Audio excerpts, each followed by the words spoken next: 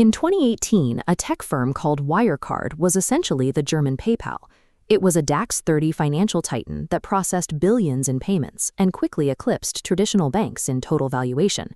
But in June 2020, auditors realized 1.9 billion euros of the company's assets simply did not exist. The CEO stepped down and was quickly arrested. His chief operating officer, Jan Marsalek, took a different approach. He packed a bag, took a taxi to Vienna, and dropped nearly 8,000 euros in cash to board a waiting Cessna private jet. Official immigration records show Marsalek traveling east to the Philippines, but the aircraft actually flew straight to Minsk, Belarus. When he landed, he bypassed normal customs entirely. A black Mercedes minibus with government plates was already waiting on the tarmac to drive him away. Faking sovereign border records and securing a VIP reception in a tightly controlled autocracy requires serious logistical power. This was a coordinated state-level extraction. Before he fled, Marsalek treated his heavily surveilled Munich villa as a private clubhouse for former intelligence agents and mercenaries. He frequently traveled to active war zones, flying to the liberated ruins of Palmyra in Syria to show off his tactical gear to Russian troops. Back in Munich, he would sit in high-end restaurants and casually brag to business partners that he possessed the formula for Novichok, the deadly Russian nerve agent used to poison political dissidents. Evidence from international investigators now places Marsalek as a recruited Russian intelligence asset as early as 2014. He used his corporate wealth to fund real-world operations, including hiring Bulgarian operatives to hack the phones of journalists who were investigating Wirecard's finances. By acting openly obsessed with espionage, he created the perfect cover. His aggressive intelligence operations looked exactly like the harmless hobbies of an arrogant billionaire. To Moscow, Wirecard was incredibly valuable as a massive, largely unregulated financial data pipeline.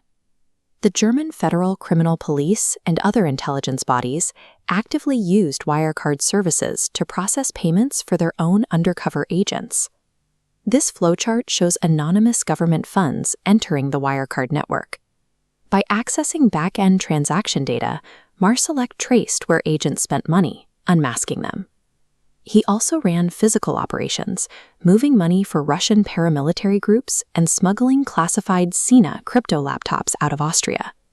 Uncovered encrypted messages confirm that those highly secure laptops safely reached their target, the Russian Federal Security Service. Wirecard functioned exactly like a Trojan horse. By processing these transactions, Marsalek provided a foreign adversary with a live map of the very agents tasked with Western security. Today, Marsalek is living under heavy state protection in an elite Moscow neighborhood, just a short drive from the center of Russian political power. He travels freely using state-supplied aliases. In one instance, he adopted the identity and documentation of a Russian Orthodox priest to stay off the radar. His intelligence work continues. Recent reports suggest he is now actively assisting the Wagner mercenary group to rebuild its operations across Africa. Meanwhile, the world's top-tier corporate auditors spent years reviewing Wirecard's books, entirely missing an active espionage front operating right in front of them.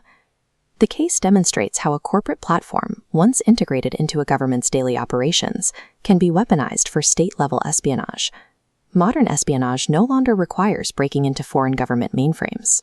Today, adversaries simply build the financial tools that those governments willingly adopt.